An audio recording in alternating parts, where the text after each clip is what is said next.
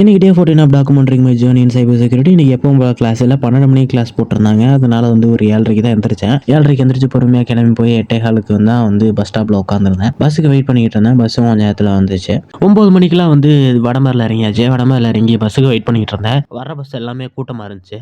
அப்புறம் கொஞ்சம் நேரம் பஸ்ஸுக்கு வெயிட் பண்ணிட்டு இருக்கும்போது தான் ஞாபகம் வந்துச்சு நம்மகிட்ட பேனா இல்லை அப்படின்னு. அப்புறம் போய் பேனா வாங்கிட்டு கூட்டமாக இருந்தாலும் பரவாயில்ல அப்படின்னு சொல்லிட்டு பஸ் ஏறியாச்சு. பஸ் ஏறினதுக்கப்புறம் வந்து கொஞ்சம் நேரத்துலேயே வந்து சீட்டு கிடச்சி உட்காந்தாச்சு ஒரு இடத்துல.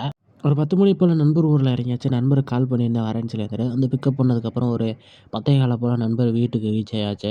அப்புறம் நண்பர் ஒரு வழியாக கிளம்பி வந்துட்டார். 11 மணிக்கு அவர் வீட்டிலேருந்து கிளம்பி போய் பஸ் ஸ்டாப்பில் நின்னா பஸ்ஸே வரல.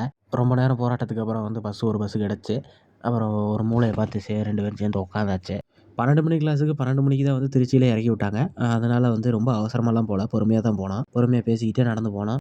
ஒரு 12:30க்கு கிளாஸ்லாம் ஆரம்பிச்சிருக்கோம் அப்படின்னு நினச்சேன். கிளாஸுக்கு போகிறவங்ககிட்டலாம் வெளியே தான் உட்காந்துருந்தாங்க. அப்புறம் நம்மளும் பொறுமையாக போய் உட்காந்தாச்சு. ஒரு 2, 2:30க்கு தான் வந்து கிளாஸே முடிஞ்சுச்சு. கிளாஸ் முடிஞ்சோடனே சாப்பிட உட்காந்தாச்சு. நண்பர் வந்து யாரோடய கடலை போட்டுக்கிட்டு இருந்தார். யாரோடன்னு கேட்டால் சொல்ல மாட்டேன்ட்டார். அப்புறம் கொஞ்சம் நேரம் வீடியோ எடுத்துகிட்டு உட்காந்துருந்து போய் லேபு கேட்டால் லேப் இல்லை அப்படின்னு சொல்லிட்டாங்க.